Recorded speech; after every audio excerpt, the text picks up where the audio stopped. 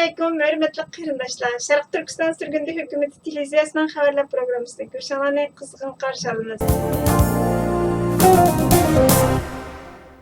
18 parlamentning 60 nəfər parlament a'zolari Birləşmiş Dövlətlər Təşkilatı İnsan Hüquqları Kengashi yig'inidan keyin Birləşmiş Dövlətlər Təşkilatını Xitoyning Şərq Türkistondagi Uyg'ur va boshqa turkiy millatlarga yurgizayotgan irqiy qirg'inchilikni tekshirishga chaqirdi.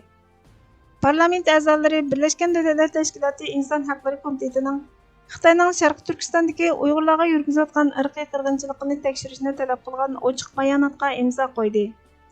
Bu taklif G7 davlat rahbarlarining yig'inida Xitoyning Şərq Türkistondagi inson huquqlari dafsanchiligining ayblanishi va inson huquqlariga hurmat qilishi talab qilingandan keyin o'tirg'a qo'yildi.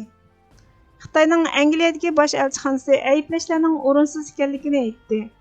Ammo mutaxassislarning hammasi Xitoyning Şərq Türkistondagi millionlarcha Uyg'urlarni asos qilgan turkiy millatlarni tutqun qilib, jazo lagerlari va turmalarga qamab qiyin qistoqqa ilish, sistemlik bosqinchilik qilish, majburiy tug'mas qilib o'tish, majburiy emgak silish qatorliq chekidan oshgan dafsanchilik yurgizayotganligini o'tirg'a qo'ydi.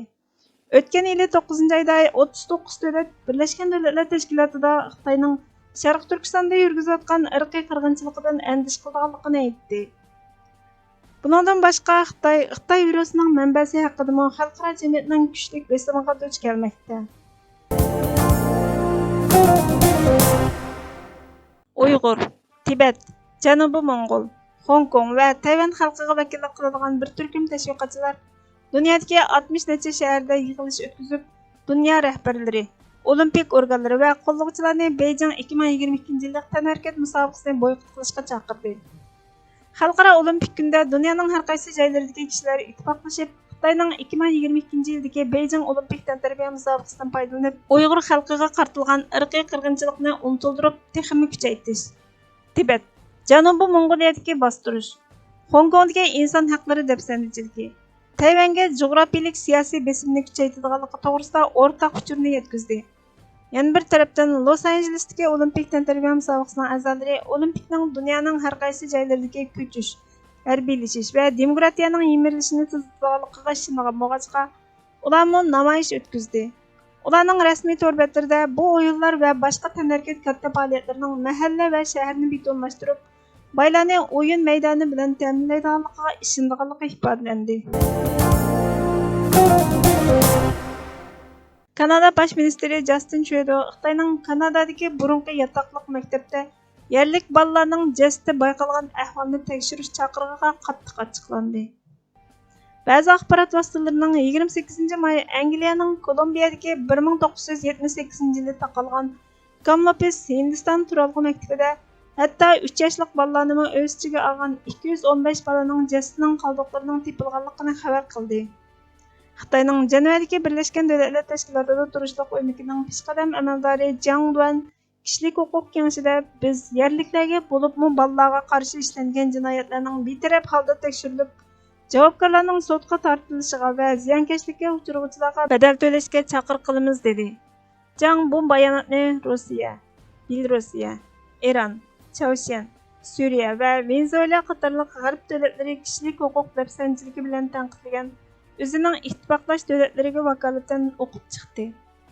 Beijing bilan bo'lgan savdo va diplomatik talash-tortishning ichida qolgan Kanada keyin 40 necha davlatga vakolatan birlashma bayonot e'lon qilib, Birlashgan Davlatlar Tashkilotini Xitoyning Sharq Turkistonda yurgizayotgan irqiy qirg'inchilikni tekshirishga chaqirdi.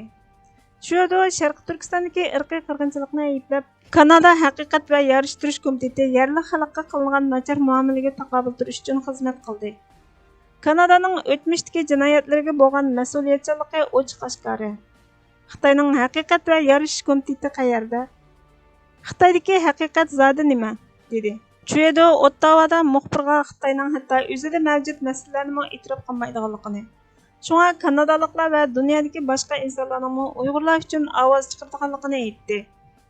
Haqiqat va yarishtirish komiteti 2015-yili Kanadaning turalg'i maktab sistemasi yerlik bolalarni oilasidan majburiy ayirayotgan bo'lib, madaniyat qirg'inchiligini tashkil qildi dedi. Bundan ilgari Kanadaning bosh elchisi Leslie Norton Xitoydan Birlashgan Davlatlar Tashkiloti kishilik huquq oliy komissari Bacheletni o'z ichiga olgan mustaqil kuzatuvchilarning Sharq Turkistonga darhol berib, ahamiyatlik va to'sovliqsiz ziyorat qilishga yo'l qo'yishni talab qildi. Bacheletning ishxonasi 2018-yili vazifa o'tashga boshlagandan buyon Sharq Turkistonni ziyorat qilishni o'rinlashtirishga urinib kelgan bo'lib, u dushanba kuni yil oxirigacha bu ishni qilishni umid qilganligini aytdi. Kanada Avstraliyaga o'xshash yaqinqi yillardan buyon Xitoy bilan bo'lgan munosabati nacharlashishga boshlagan davlat. Kanada Huawei'ning ijroiya amaldori Meng Wanzhou'ni qo'lga olgandan keyin Xitoy 2018-yili 12-oyda kanadalik Michael Gourik va savdogar Michael Spavorni qo'lga olib qolmadi. Mustafa Kemal Atatürk mustaqillik uchun o'lishni xohlaydigan millat izzat hurmati va shon sharaf uchun har qanday narsani pido qilishga tayyor turdi. Bo'ynini o'z qo'li bilan asorat zanjirida bog'lagan, shon sharafi va izzat hurmatini yo'qotgan millat bilan do'st dushmanning nazaridagi o'rni o'xshash bo'lmaydi degan. O'zining shon sharafini qo'g'day olmagan. Qulluqda qolgan millat qulluq zanjirini pochoqlab tashlamaguncha har kimning nazaridagi o'rni tuvan bo'ladi. Mustaqillik o'rlikdir. Mustaqillik shon sharafdir. Qulluqda yashagandan o'lim a'lo. Birla tanlash bor. Ya mustaqillik, ya o'lim. Hurmatli ko'ruvchilar, xabarlarimizni ko'rganingiz uchun ko'p rahmat. Kelar qitimqi programmamiz ko'rishguncha Allohga omonat bo'lgaysizlar.